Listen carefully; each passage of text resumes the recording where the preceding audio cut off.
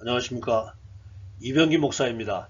지금부터 성주 산중교회 8월 세 번째 주일 온라인 예배 말씀 부분만 편집해서 방송하도록 하겠습니다.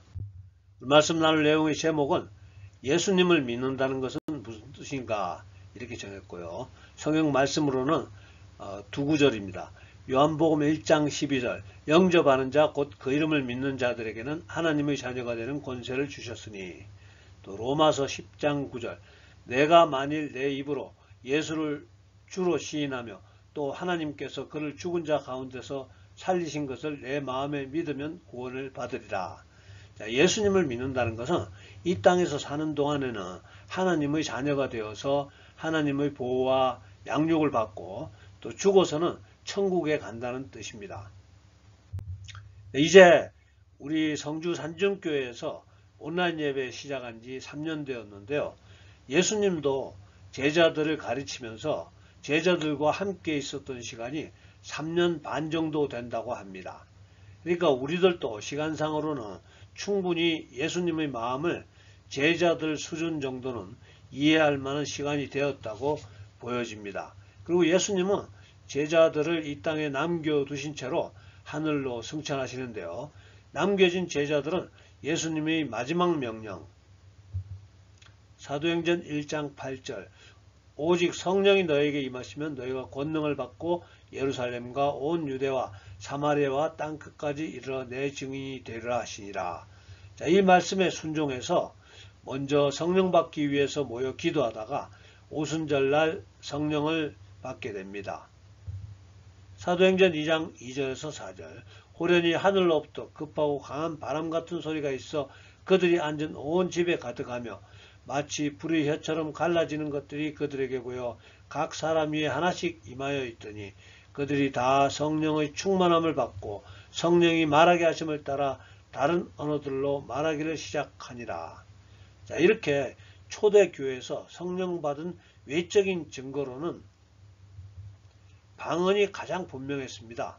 그래서 지금도 일부 크리스천 지도자들은 방언을 유일한 성령 받은 증거로 주장하기도 하는데요. 또 다른 일부는 방언은 지금은 소멸된 성령의 은사다 이렇게 주장하기도 합니다. 그러나 성경적인 분명한 해석은 방언은 하나님이 어떤 사람에게는 주시고 또 어떤 사람에게는 안 주시는 여러가지 성령의 은사 중에 하나가 맞습니다. 또한 방언을 하는 것이 결코 믿음이 많거나 또 적다거나를 판단하는 증거는 결코 아님을 우리가 인식해야 됩니다. 아무튼 성령 받은 예수님의 제자들은 그때부터 성령님과 동행하면서 예수님이 지시하신 마지막 명령을 따르기 위해서 열심히 전도 사역을 하게 되는데요. 여러분 잘 아시죠? 열심히 전도하다가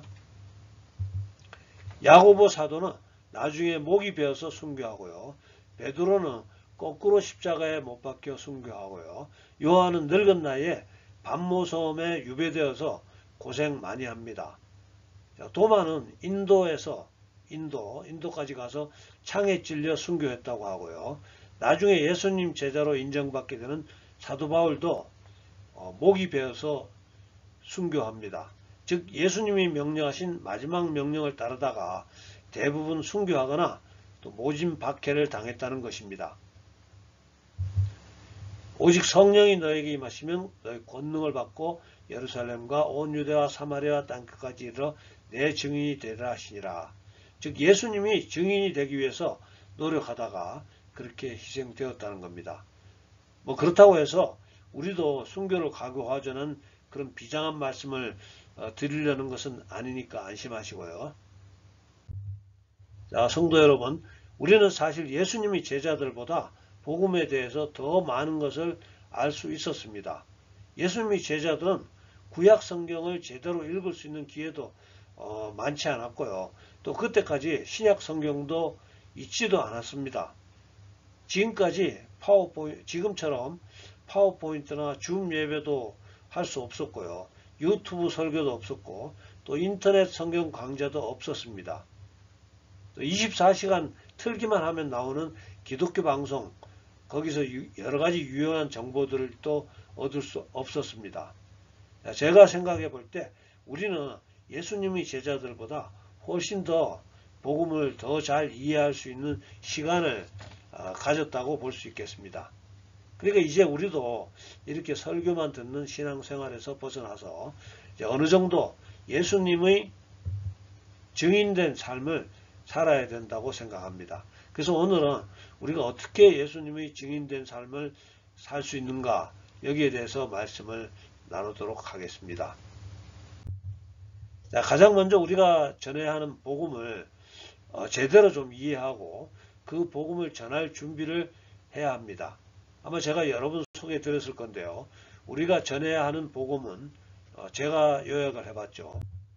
하나님이 천지 창조하셨고 우리는 죄를 지었습니다. 죄를 지은 우리는 고통과 죽음과 지옥이라는 형벌을 받을 수밖에 없었는데요. 근데 우리를 너무나 사랑하시는 하나님은 우리를 대신해서 그 죄값을 지불하시고 우리를 고통과 죽음과 지옥의 형벌에서 구원하시려고 인간의 몸을 가지고 이 땅에 오셨고요. 지금 우리가 나누는 복음을 전하시다가 채찍에 맞으시고 십자가에서 창에 찔려 돌아가십니다. 그리고 예수님은 3일 만에 부활하시어 하늘로 승천하셨습니다. 그래서 우리들은 이 예수님을 믿고 하나님의 자녀가 되었고 하나님의 자녀가 된 우리는 성령님과 함께 이 복음을 전하면서 이 세상을 보다 아름답고 행복한 하나님의 나라로 만들어 가자는 것이고요.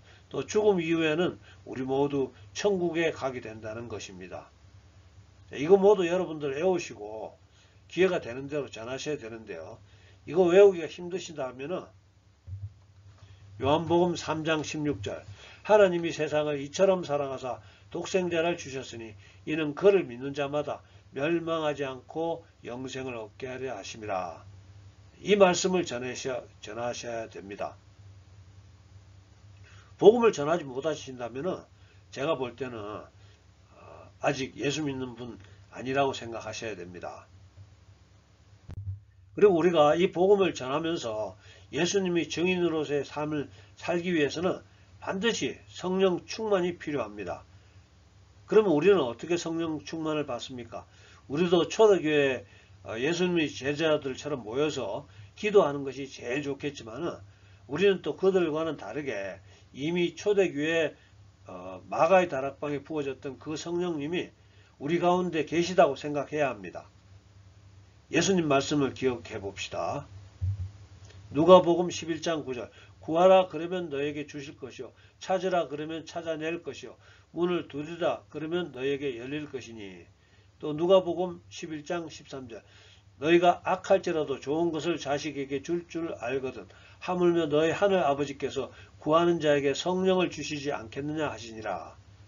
자, 그래서 제가 주일마다 드리는 이 예배 시에 매번 기도할 때마다 성령으로 기름 부어 주시옵소서 이렇게 기도하고 있습니다.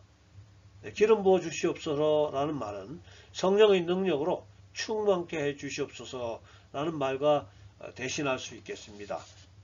이렇게 매번 기도하면서 구했기 때문에 저는 받은 것으로 생각합니다. 그래서 우리가 성령 충만이 느껴지지 않더라도 예수님의 말씀을 믿고 또 우리 마음의 주인으로 삼고 예수님을 마음의 주인으로 삼고 있고 또 성령 충만을 기도했으니까 이제 성령 충만함을 그냥 인식하시기를 권해드립니다. 왜냐하면 느낌보다는 하나님 말씀 또 성경의 말씀이 더 진실되고 또 능력이 있기 때문입니다. 즉 느낌보다 하나님 말씀이 더 강하다는 겁니다. 성령을 주시지 않겠느냐 이렇게 하셨기 때문에 주셨을 것으로 믿으시기 바랍니다. 근데 혹시 주일날 예배 드리는 것이 시간 낭비라고 생각된다면 그런 분은 아직 성령 충만 아니고요. 혹시 하나님께 헌금 드리는 것이 아깝다고 느껴지면 아직 성령 충만 아닌 것 같습니다. 그리고 또 오늘 제가 권하고 있는 복음을 전해야 하는 것이 부담으로 느껴진다면 아직 성령 충만 아니고요. 그렇지 않다면 이제 성령 충만한 우리는 복음을 전하면서 예수님이 증인된 삶을 살아야 된다고 생각합니다. 증인된 삶. 이전과는 조금이라도 달라야 되겠죠. 변해야 합니다. 여러분들이 이미 충분히 선하고 모범적인 삶을 살아오고 있다고 자신하시더라도 더 변해야 한다는 겁니다. 만약 여러분이 어제와 오늘이 똑같이 변함이 없으시다면 저는 그것을 교만함이라고 해석해 드리겠습니다. 예수님 명령입니다. 빛과 소금의 역할을 하라고 하셨습니다. 마태복음 5장 16절. 이같이 너의 빛이 사람 앞에 비치게 하여 그들로 너의 착한 행실을 보고 하늘에 계신 너희 아버지께 영광을 돌리게 하라. 자, 그러니까 천국에 가려고 우리가 착하게 사는 것이 아니고 하나님께 영광을 올려드리기 위해서 착하게 살자는 겁니다. 어제보다 오늘 좀 더 착하게 삽시다. 얼마 전에 그 장막 폭우 많이 왔었잖아요. 그때 오송 지하차도에 물에 잠겨서 많은 사상자가 나왔습니다. 그때 두 사람의 의인이 여러 명의 목숨을 구해서 화제가 되었는데요. 화물차 운전기사분은 자기도 위험한데 물에 빠져 허우적거리는 세 사람을 구했다고 하고요. 또 버스 운전기사분은 자기가 몰던 버스가 침수되어서 위험하자 유리창을 깨고 여러 명 구조해주고 또 다시 돌아와서 나머지 승객들 구하려다가 같이 희생되었다고 들었습니다. 우리가 이런 사람 본받아야 되겠죠. 자기만 살려고 또 자기 자식만 잘되게 하려고 거짓말하고 뭐 표창장 위조하고 그러고도 그것을 당연하게 여긴다면 그거는 하나님 사람이 아니고 저쪽 동네 사람이겠죠. 고린도후서 2장 15절에서 16절. 우리는 구원받는 자들에게나 망하는 자들에게나 하나님 앞에서 그리스도의 향기니 이 사람에게서 사망으로부터 사망에 이르는 냄새요 저 사람에게는 생명으로부터 생명에 이르는 냄새라. 누가 이 일을 감당하려? 자, 우리들에게서 예수 믿는 사람으로서의 좋은 향기가 나느냐? 또 아니면은 언젠가는 죽어서 시체가 될 사람으로서 시체 썩는 냄새가 나는가? 자, 한번 생각해 보시기 바랍니다. 자, 가끔씩 우리가 교회에 대한 좋지 못한 소식 듣게 되죠. 뭐 목사가 여전도사와 눈이 맞아서 바람 피웠다더라. 뭐 장로가 교회 재정 착복하고 도망갔다더라. 이런 소문, 이런 냄새는 그리스도의 향기가 아닌 정말 나쁜 사망의 악취입니다. 좋은 영향력을 발휘하고 좋은 소문이 낼 수 있는 우리들 되기를 축복합니다. 고린도서 3장 3절. 너희는 우리로 말미암아 나타난 그리스도의 편지니 이는 먹으로 쓴 것이 아니요 오직 살아계신 하나님의 영으로 쓴 것이며 또 돌판에 쓴 것이 아니요 오직 육의 마음판에 쓴 것이라. 자, 우리는 예수님의 편지라는 겁니다. 세상 사람들이 우리 보면 예수님이 세상 사람들에게 전하는 마음이 생각나게 해야 합니다. 예수님이 세상 사람들에게 전하는 가장 강조하는 마음은 사랑하는 마음이죠. 우리가 사랑을 잘 모르는 사람일지라도 어제보다는 좀 더 사랑할 수 있는 오늘이 되어야 되겠다고 생각합니다. 우리는 하늘나라의 대사답게 또 처신해야 합니다. 고린도후서 5장 18절에서 20절. 그가 하나님이 그리스도로 말미암아 우리를 자기와 화목하게 하시고 또 우리에게 화목하게 하는 직분을 주셨으니 곧 하나님께서 그리스도 안에 계시사 세상을 자기와 화목하게 하시며 그들의 죄를 그들에게 돌리지 아니하시고 화목하게 하는 말씀을 우리에게 부탁하셨느니라. 그러므로 우리가 그리스도를 대신하여 사신이 되어 하나님이 우리를 통하여 너희를 권면하시는 것 같이 그리스도를 대신하여 간청하노니 너희는 하나님과 화목하라. 자, 해석을 해드리면 하나님이 죄인이었던 우리를 예수님을 통해서 하나님과 화목하게 하셨고 다음으로는 우리가 이제 하늘나라에서 이 땅에 파송한 하늘나라의 대사가 되어서 세상 사람들에게 하나님과 화목할 수 있도록 만드는 직책을 부여하셨다는 겁니다. 그러니까 먼저 우리가 하나님과 화목하게 되었나를 각자 점검하시기 바랍니다. 아직까지 하나님과 화목하지 못하고 의심스러운 시각으로 하나님을 바라보시는 분이 계시다면 좀 더 시간을 갖도록 해보도록 하고요. 어쩔 수 없겠죠. 하나님과 화목하셨다면 이제부터는 우리가 우리의 본국 하늘나라의 대사로서 하나님의 뜻과 마음과 생각을 당당히 세상 사람들에게 나타낼 수 있는 우리들이 되자는 이야기입니다.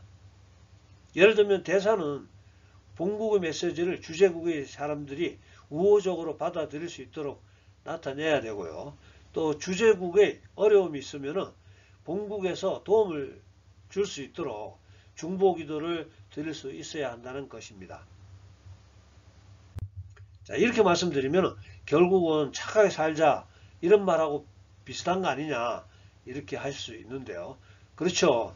착하게 사는 것이 바로 예수님의 증인으로 살아가는 자세 중의 한 가지 중요한 요소입니다. 자, 이렇게 생각해 보도록 하죠. 우리는 원래 부모 없이 고아원에서 좀 부족한 관심과 부족한 사랑받으며 거칠게 성장했다고 가정하겠습니다. 그런데 예수님이 오셔서 우리를 자기들 집안의 양자 삼으시겠다고 원하는 사람 따라오라고 하셨고요. 우리는 손을 들고 기꺼이 예수님을 따라서 하늘 아버지 집으로 갔습니다. 물론 더 많은 친구들은 그곳에 남아있기로 생각했고요. 하늘 아버지 집에서는 우리의 양아버지인 하늘 아버지가 우리에게 자기 얼굴 부끄럽지 않도록 이제 좀 착하게 그리고 당당하게 그리고 행복하게 살아라 당부하는 겁니다. 그래야 아직 따라오지 않고 고아원에 남아있던 친구, 열악하게 살아가던 친구들이 우리 보고 마음 바꿔서 예수님을 찾게 된다는 이야기죠. 즉 우리를 양자 삼으시고 우리를 돌보시며 우리의 필요를 채워주시고 또 유산까지 상속해 주실 하늘 아버지께 감사하는 마음으로 그분이 원하는 대로 좀 착하게 살자 이런 뜻입니다. 그리고 여기 하늘 아버지의 양자 되는 것이 너무 좋다고 이거 좋다 이렇게 남아있는 친구들에게 설득하자는 얘기고요. 그것을 전도라고 하죠. 그렇게 하셔야 되겠죠. 자, 그래서 구원의 조건이라는 또 매우 중요한 신학적 주제를 설명하지 않을 수 없네요. 도대체 뭐 어떻게 하면 하나님 자녀가 되고 어떻게 해야 천국에 간다는 말이냐 질문이죠. 그리고 답변 드리겠습니다. 하늘 아버지의 독생자 외아들 예수님이 우리의 죗값을 십자가에서 다 지불했습니다. 즉 고아원에 찾아오셔서 내 앞으로 되어 있던 빚이 있다면 그 모든 빚을 갚아주시고 나를 따라가자고 했을 때 그저 예수님 손잡고 따라가면 된다는 겁니다. 성경 말씀으로는 오늘 본문의 말씀인데요. 영접하는 자 곧 그 이름을 믿는 자들에게는 하나님의 자녀가 되는 권세를 주셨으니 내가 만일 내 입으로 예수를 주로 시인하며 또 하나님께서 그를 죽은 자 가운데서 살리신 것을 내 마음에 믿으면 구원을 받으리라. 즉 복음이란 우리가 무엇을 어떻게 해서 구원을 받는 게 아니고 하나님이 이루신 것을 믿음으로 받아들이면 그것을 하나님이 의롭다고 여겨주시고 하나님의 백성으로 또 천국 시민으로 인정해 주신다는 것입니다. 그럼 마귀가 이렇게 질문하겠죠. 아니 너처럼 성질 고약하고 교활한 녀석이 어떻게 하늘 아버지의 아들이 되느냐. 믿음만으로 부족하다. 착해야 하느니라. 이렇게 말하겠죠. 그럼 우리는 이렇게 대답하면 됩니다. 그건 당신이 신경 쓸 일 아니다. None of your business. 상관하지 마세요. 당신이나 잘하세요. 하나님이 알아서 우리를 훈육시켜 주신다는 겁니다. 그것은 하나님과 나와의 개인적인 문제라는 거죠. 내가 하나님의 자녀가 되고 천국에 간다는 것은 그저 예수님의 손을 잡는 것뿐입니다. 그것이 바로 사도 바울이 강조했던 믿음으로 구원을 얻는다는 교리죠.